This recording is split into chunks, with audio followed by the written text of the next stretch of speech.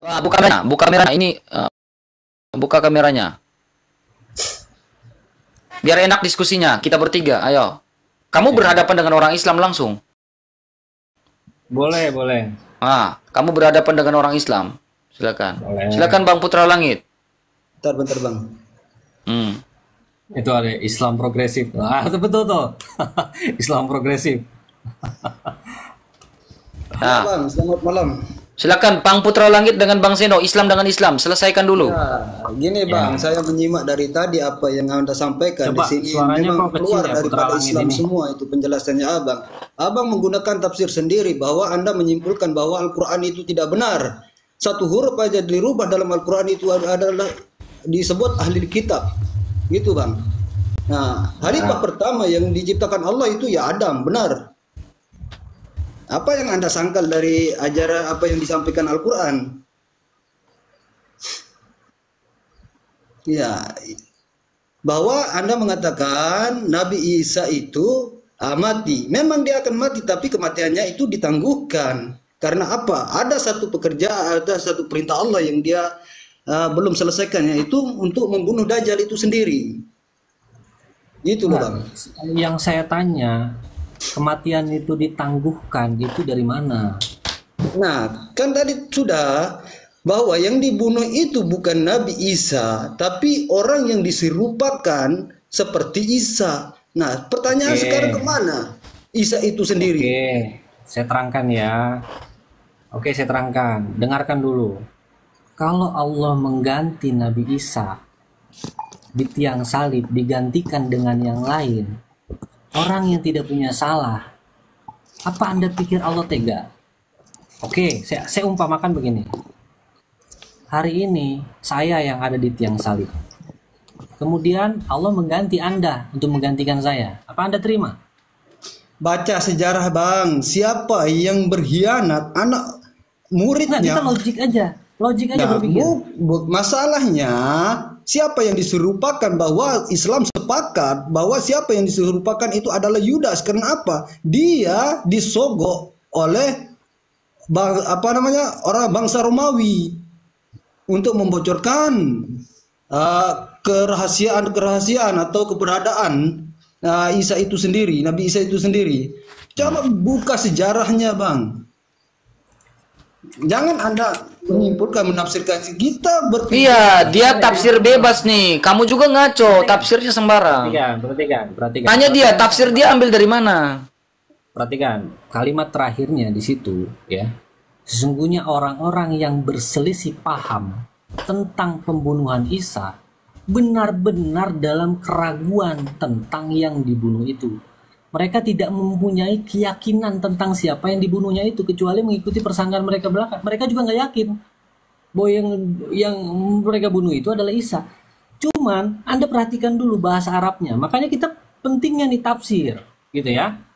Kata masolabuhu, perhatikan bahasa Arabnya, buka Qurannya. Kata masolabuhu maknanya itu mengikuti kata sebelumnya, makotaluhu. Mereka tidak membunuhnya dan juga tidak mati karena disalib. Walakin subihalahum maknanya ditampakkan akan mereka seperti mati. Saya ulangi, subihalahum artinya ditampakkan akan mereka seperti mati. Kalau Anda tetap berkeyakinan bahwasanya Nabi Isa mati di tiang salib, kemudian dia diangkat ke langit hidup-hidup, berarti Rasul Isa adalah Rasul yang gagal di dalam menegakkan din Allah. Padahal ayat Allah mengatakan, kataballahu la akhribanna anna wa rasuli. Aku telah tetapkan bahwa aku dan Rasul-Rasulku pasti menang. Buka surat 58:21 itu. Itu hasil penafsiran Anda sendiri ya? Nggak, buka dulu surat 58:21. Anda buka dulu. Kalau Anda menafsirkan, saya tahu itu isi dalam bahwa Allah itu akan menang. Apa yang disampaikan kemenangan itu ada tugas-tugasnya yang dia selesaikan. Itulah kemenangan itu sendiri. Anda jangan bernarasi liar di sini. Anda sudah keluar dari tafsir imam itu sendiri. Saya perkuat ya. Buka surat 17, surat Al-Isra ayat 4. Buka suratnya. Udah. Al-Isra berapa? Al-Isra ayat 4. Ini surat Bani Israel nih. Oke. Al-Isra ayat 4. Kamu jangan keluar dari jalur ya. Oke. Silakan. Qadoina ila Bani Israel fil kitab latufsiduna fil ardi marotain. Telah kami tetapkan Bani Israel di dalam kitab itu. Sesungguhnya kamu akan membuat kerusakan di muka bumi ini 2 kali. Wala ta'lunna uluwan kabiro, dan pasti kamu akan menyombongkan diri dengan kesombongan yang besar. Kan? Allah menyatakan di dalam kitab itu Bani Israel, membuat 2 kali kerusakan. Ayat kelimanya menyatakan, maka apabila datang saat hukuman bagi kejahatan pertama dari yang kedua kejahatan itu, kami datangkan kepadamu hamba-hamba kami yang mempunyai kekuatan yang besar, lalu mereka merajalela di kampung-kampung, dan itulah ketetapan yang pasti terlaksana. Saya tanya sama putra langit, abang, siapa yang masuk kami datangkan kepadamu hamba-hamba kami yang mempunyai kekuatan besar itu? Iya. Hamba-hamba yang mempunyai kekuatan besar itu sudah Lihat kata-katanya, bang. Zulkarnain. Lihat kata-katanya ya. Bani Israel itu membuat kerusakan 2 kali. Ayat 6-nya, maka apabila datang saat hukuman, di silent dulu, Pak. Saat hukuman kejahatan pertama dari 2 kejahatan itu, kami datangkan kepada kamu hamba-hamba kami yang mempunyai kekuatan besar, lalu mereka merajalela di kampung-kampung, dan itulah ketetapan yang pasti terlaksana. Nah, menurut abang, kalau abang memahami Quran, siapa yang dimaksud kepadamu hamba-hamba kami itu yang terus pertanyaannya apa di sana? Abang tahu nggak? Kalau nggak saya jelaskan.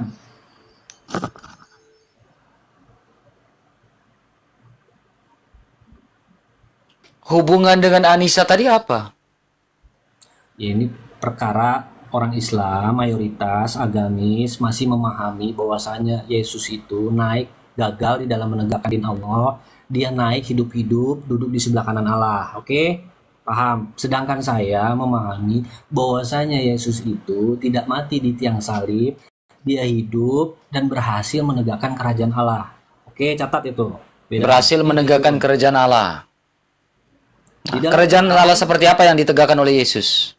Politis. Buka surat 61 ayat Menurut pandangan Yahudi, Yesus Kristus datang itu tidak menegakkan secara politis. Makanya mereka menolak Yesus, karena Yesus datang bukan menegakkan secara politis. Makanya saya bilang, sumber data yang kau pakai ini dari mana? Dari Quran dan juga Alkitab. Quran tidak pernah mengatakan secara politis. Bukan. Dari mana kau bilang Yesus datang menegakkan secara politis? Kerajaan Allah. Enggak, dasar data dari mana kau bilang Yesus datang menegakkan secara politis? Dari Al-Quran. Mana? Kualazi arsala rasul. Mana? Mana? Surat 61 ayat 9, buka. Surat 61 ayat 9. Coba kau buka di situ. Kau juga buka di situ. Buka. Saya udah hafal ayatnya. Coba buka, coba. Nah, buka ya. Nah. Oke. 61 ayat 9. Dialah yang mengutus Rasul yang membawa petunjuk agama yang benar. Ya, dia menenggulkan atas semua agama walaupun orang-orang musyrik tidak menyukainya. Mana secara politisnya? Tadi saya udah terangkan bahasa Arabnya. Mana secara politis? Nggak ada berbicara secara politis di situ. Kamu mulai ngaco. Kamu membawa sebuah data yang bukan tafsir dari para imam. Kamu sendiri menafsirkan liar nih. Saya udah terangkan di awal tadi perkara din. Kamu standar ganda, saudara. Tiba-tiba kamu bilang A, tiba-tiba lari ke B.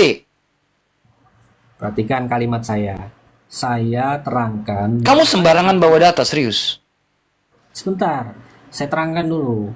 Saya katakan dari awal, saya luruskan arti kata din di dalam Al-Quran. Itu bukan agama.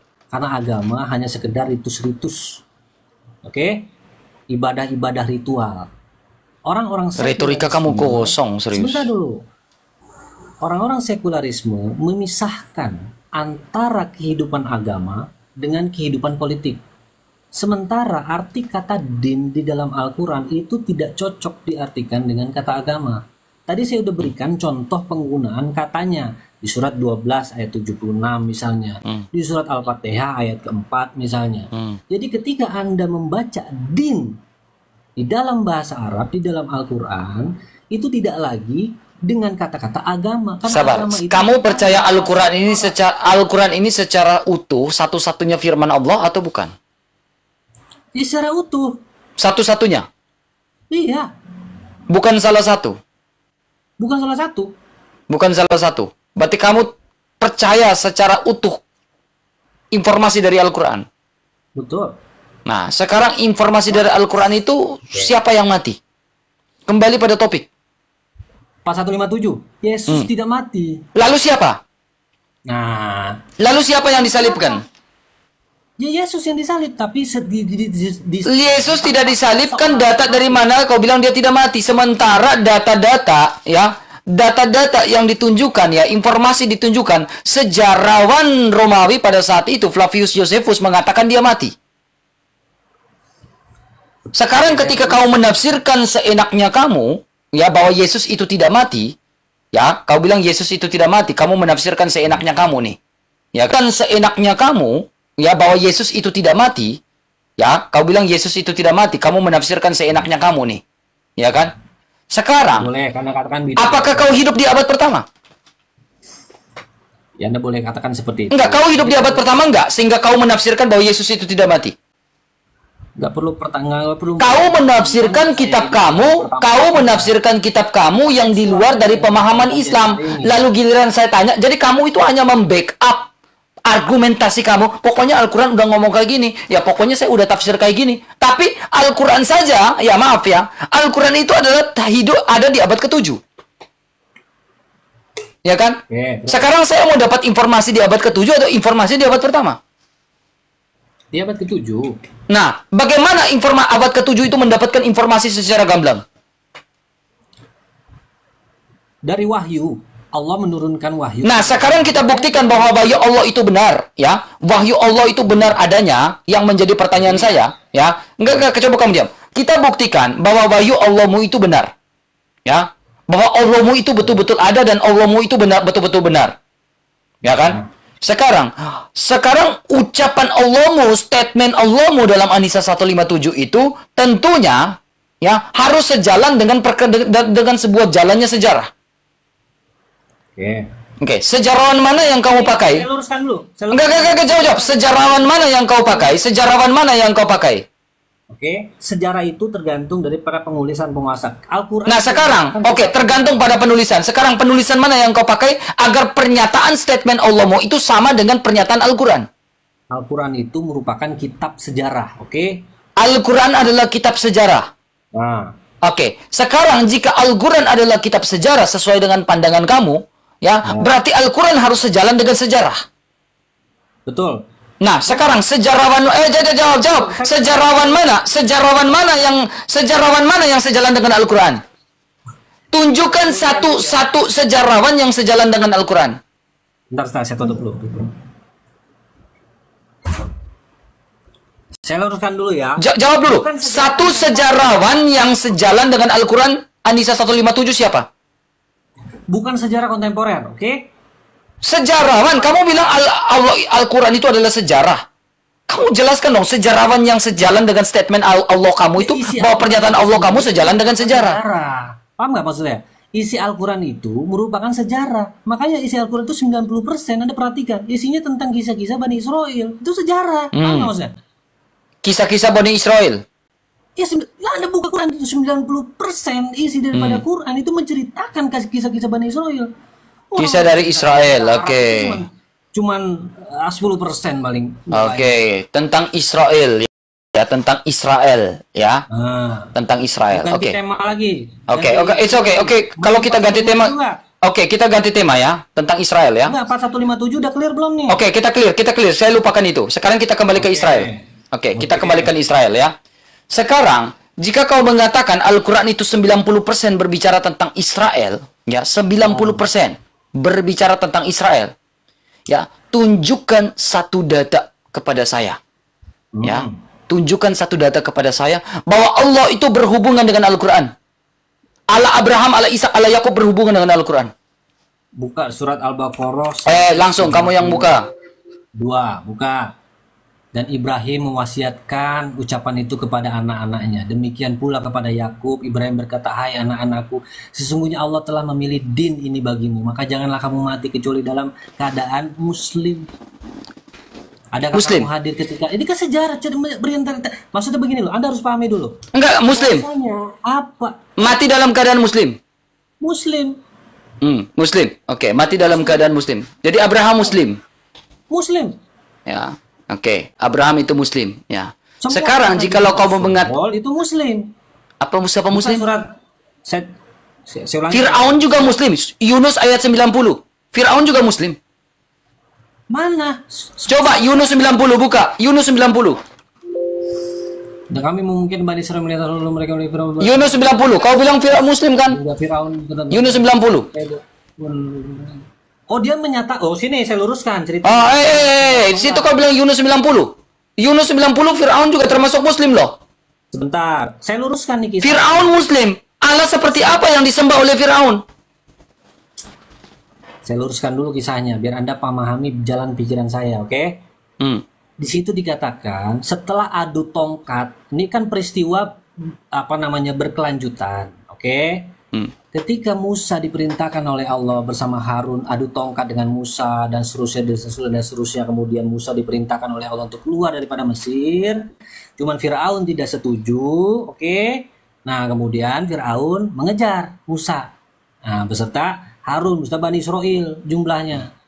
Nah pada saat di hujung, gitu kan, barulah si Firaun ini menyadari kesalahannya sehingga dia berkata, saya percaya bahwa tidak ada Tuhan yang melainkan Tuhan yang dipercaya oleh Bani Israel dan termasuk orang-orang yang bersedar diri. Tapi pernyataan keimanannya itu ditolak oleh Musa. Kamu kemana-mana gini ya. Oke. Kau bicara tentang 190% sejarah dalam pokoknya itu berbicara tentang Israel. Berarti Israel, sabar, Israel mempunyai hubungan spiritual dengan Allah. Betul? Oke. Israel punya hubungan spiritual dengan Allah, betul? Betul. Oke. Hubungan spiritual Israel dengan Allah ini menunjukkan bahwa Allah itu ada. Betul. Nah, sekarang kita mulai melihat satu persatu. Ya, satu persatu. Mulai melihat satu persatu. Indikator, indikasi. Ya. Di dalam, sabar. Catatan. Oke. Nih. Apa? Ya. Ini saya buka Taurat. Abraham memanggil Tuhan. Allah memanggil Abraham 2 kali. Abraham. Oke? 2 kali. Lalu kita lihat. Allah memanggil Yakub 2 kali. Yakub. Yes. Oke. Lalu di sini lagi kita lihat. Allah memanggil Musa 2 kali. Musa. Oke. Ya. Ini berbicara tentang hubungan spiritual. Pertanyaan saya, jika Allahnya Abraham, Musa, dan Yakov itu sama dengan Allahnya dalam Al-Quran, kapan Muhammad dipanggil sebagai Muhammad? Mana?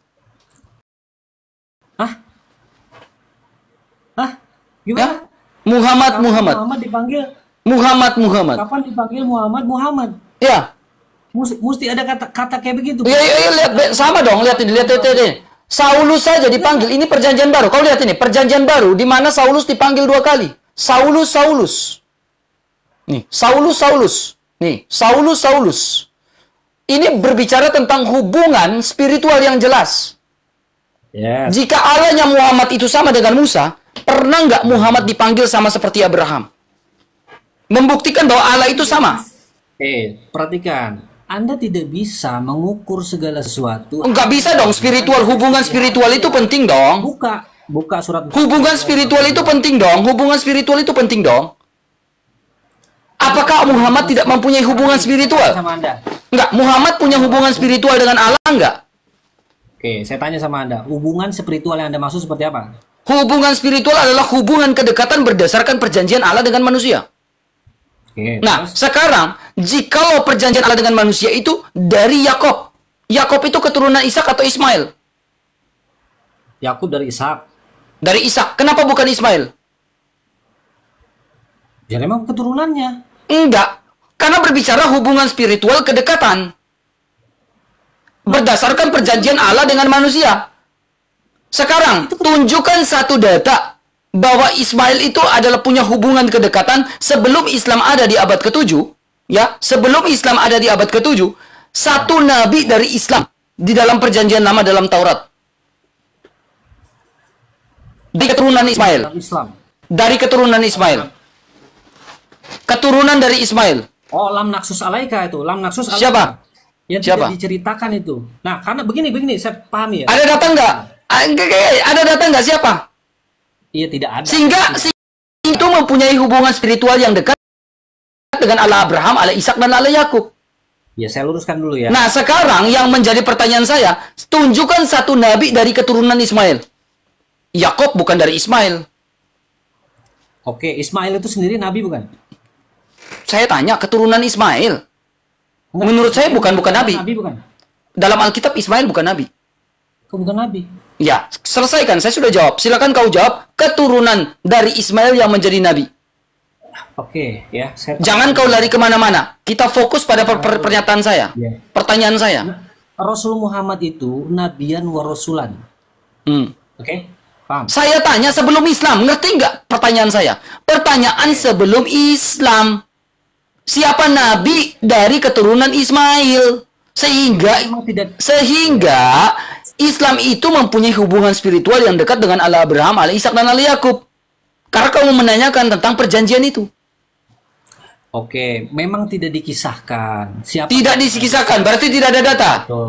Betul. Lah, lantas bagaimana Islam mempunyai hubungan spiritual dengan Allah Abraham, Allah Ishak, dan Allah Yakub?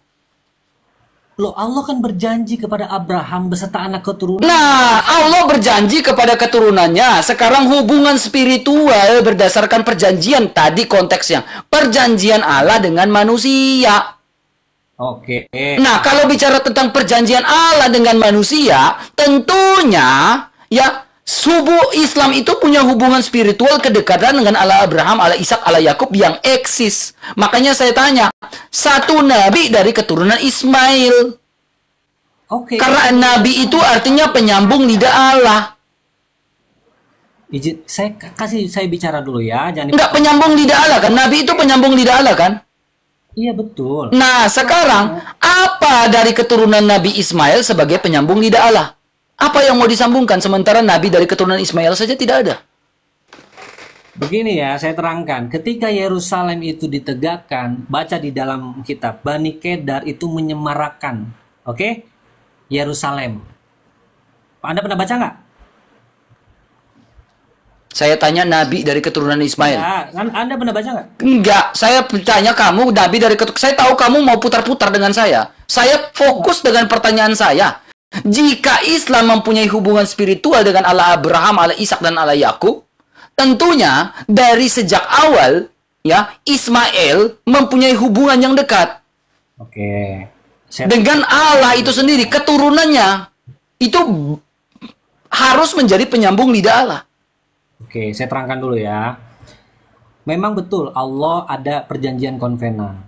Allah dengan Abraham, Allah dengan Abraham. Oke. Allah berjanji kepada keturunan Isa kamu akan menjadi bangsa besar seperti di langit, bintang-bintang di langit. Tetapi Allah berjanji juga kepada keturunan Ismail bahwasanya kau akan menjadi seperti pasir di padang gurun dan sebagainya. Artinya semua dari keturunan Abraham itu diberikan hak atau daripada janji Allah itu. Hanya saja kodok atau ketetapan. Yang saya tanyakan Nabi dari keturunan Ismail. Ya oke, itu tidak dikisahkan. Tidak ada. Oh iya, tidak dikisahkan. Kenapa tidak ada? Kalau memang Ismail dan keturunannya punya hubungan spiritual secara dekat karena bicara tentang perjanjian.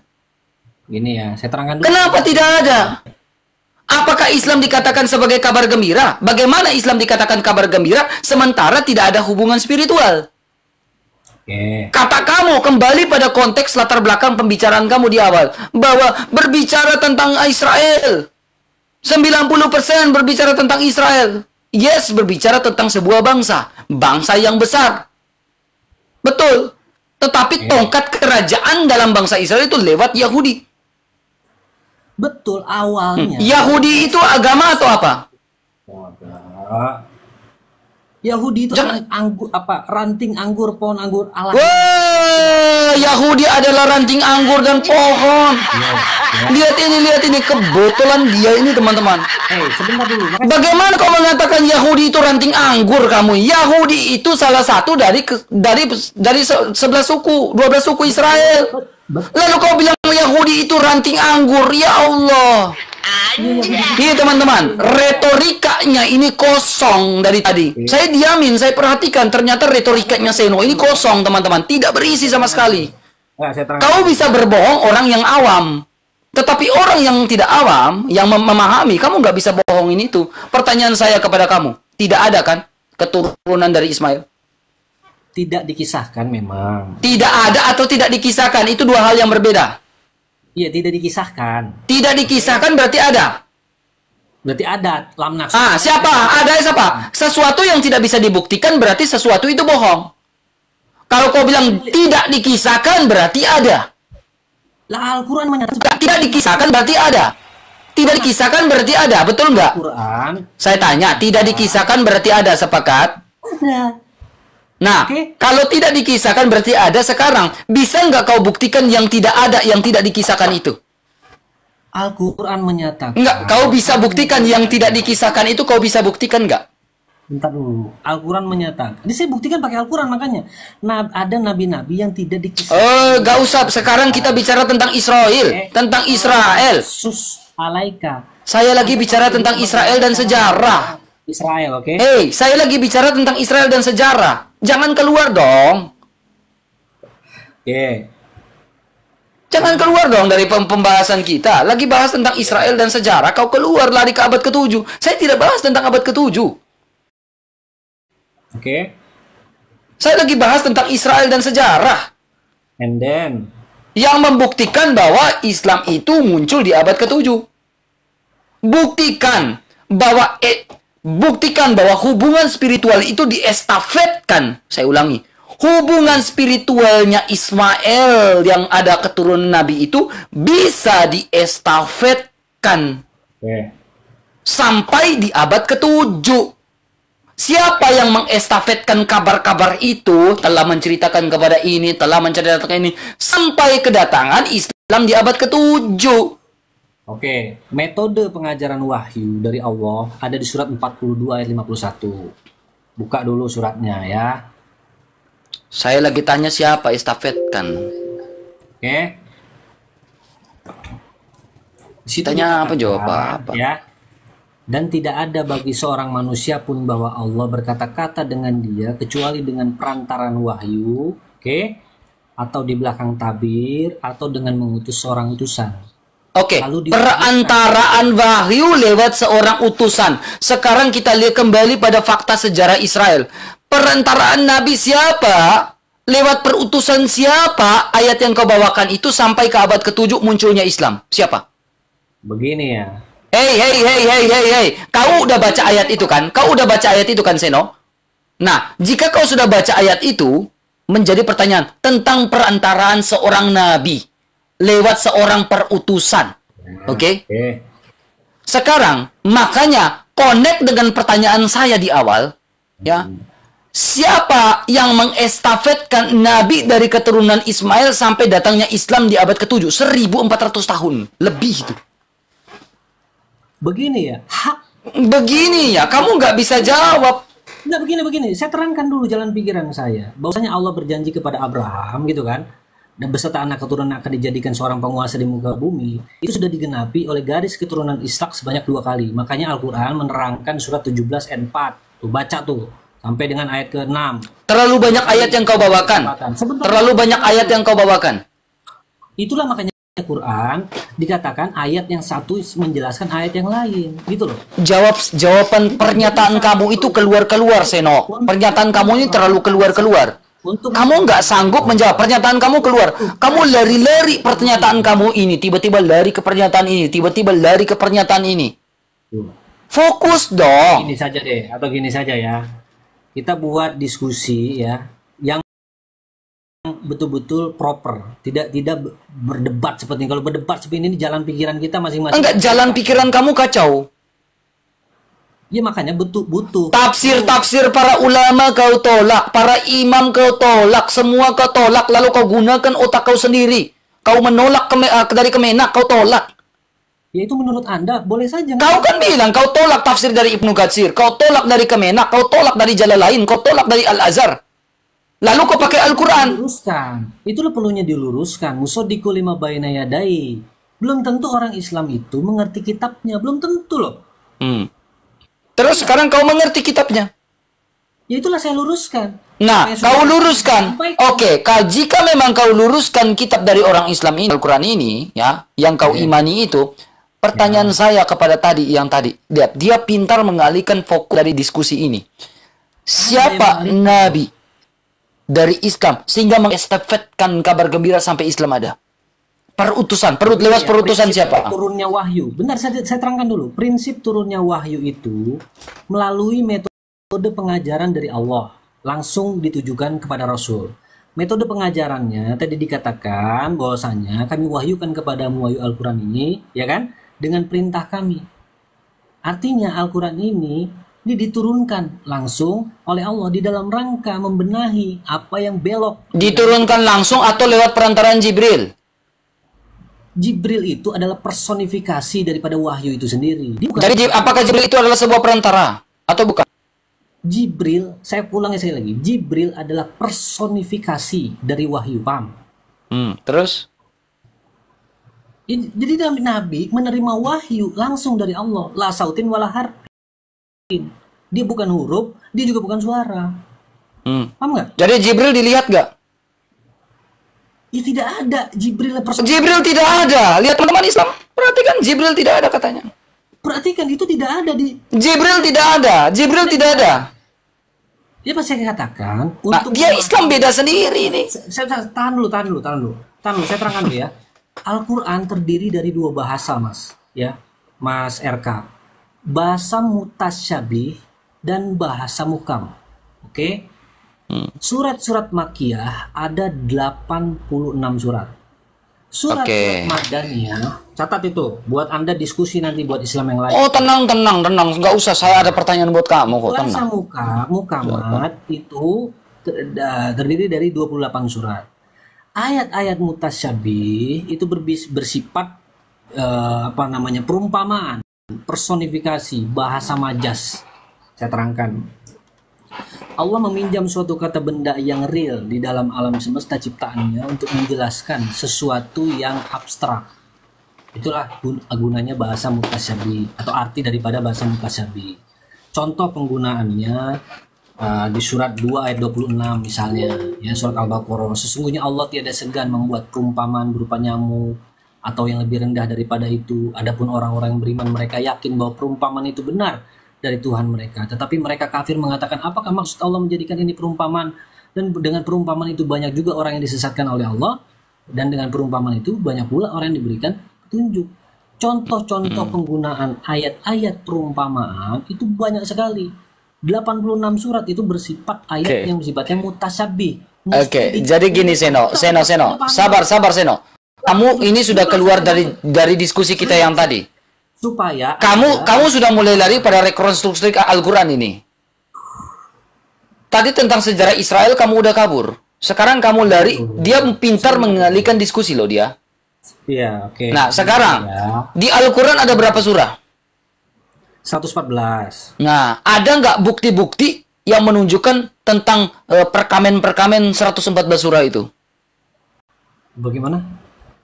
Perkamen apa tuh? Ya, musab. Al-Quran ini kan diturunkan Allah kepada Rasulullah. Iya, sebelum itu kan ditulis kan, musab itu kan tertulis.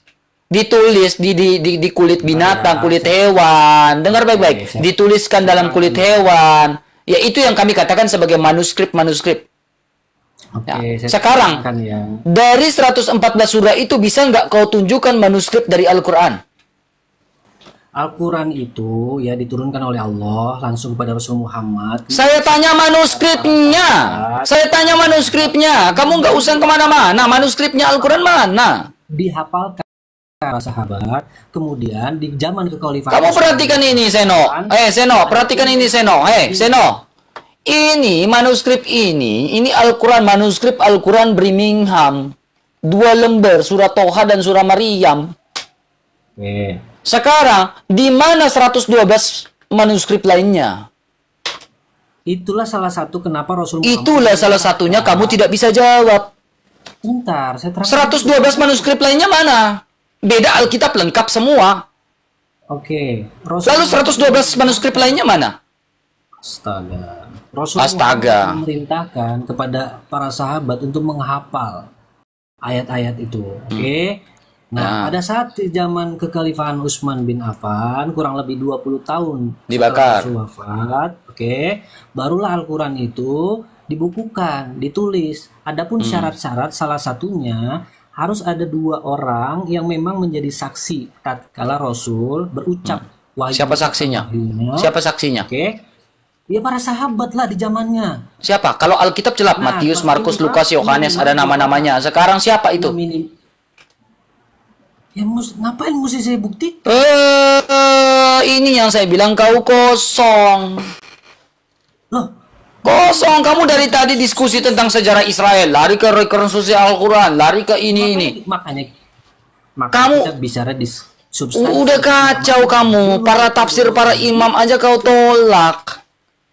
Nah, metodologinya itu harus ada 2 orang yang hafal isi wahyu, kemudian barulah disahkan. Pada saat itu banyak. Sabar, kamu diam dulu. Anfal, kamu Islam atau Kristen? Islam, Bang. Sekarang Anfal. Oke, ada diingatkan. Kamu Islam atau Kristen? Islam kan? Iya. Nah, sekarang ketika kamu menafsirkan, kamu menggunakan Kemenak, Jalalain, Al-Azhar gak? Saya sukanya lebih milih Ibnu Katsir dan As-Sa'di, Bang.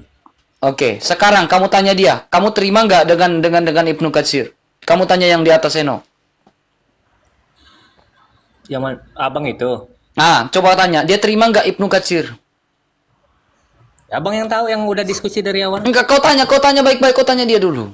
Oh, Bang Seno gimana, Bang Seno? Kalau saya menggunakan gimana, Bang?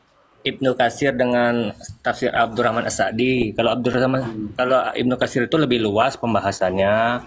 Kalau As-Sa'di itu lebih mudah dipahamin aja, itu aja. Oke. Tanya percaya nggak? Secara detail ya. Saya terangkan secara detail. Anfal, kamu tanya percaya nggak? Kan abang itu muslim, ya percayalah. Dia nggak percaya dari tadi. Oh, kenapa nggak percaya, Bang? Gini, saya terangkan. Oke. Jadi dulu Rasul sebelum wafat dia pernah berpesan ada 2 perkara kan.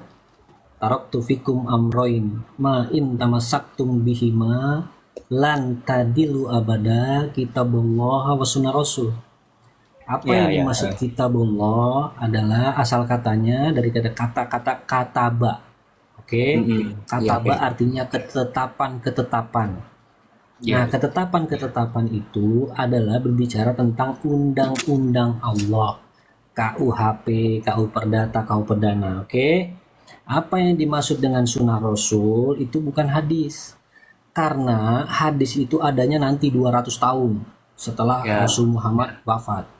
Logis nggak pertanyaan saya? Saya bertanya sama Bang Anfal. Ketika Rasul berpesan kepada para muridnya, dia mengatakan bahwa aku titipkan kepada kalian semua 2 perkara. Di tangan kananku ada kitabullah, di tangan kiriku ada sunnah Rasul, dalam arti ini hadis. Mungkin nggak tapi nanti hadis adanya 200 tahun sana baru ada nanti itu hadis. Mungkin. Nah, apa yang dimaksud dengan sunnah Rasul itu adalah tradisi setiap para nabi dan rasul untuk menegakkan visinya itu, menegakkan din Allahnya itu. Jadi sunnah Rasul itu adalah etape-etape. Kitabullah itu adalah teorinya. Sunnah Rasul adalah praktek-prakteknya. Di dalam rangka setiap para nabi dan rasul menegakkan liuzhirahu ala. Kau langsung fokus saja. Yang ditanya Anfal itu, kau percaya Ibnu Katsir atau tidak?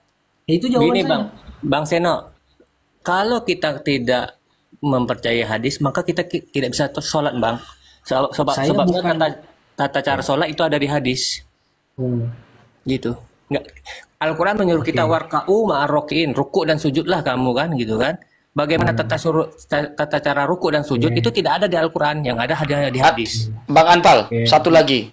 Bang Anfal percaya Jibril itu ada? Jibril malaikat ada ya. Dia bilang tidak ada.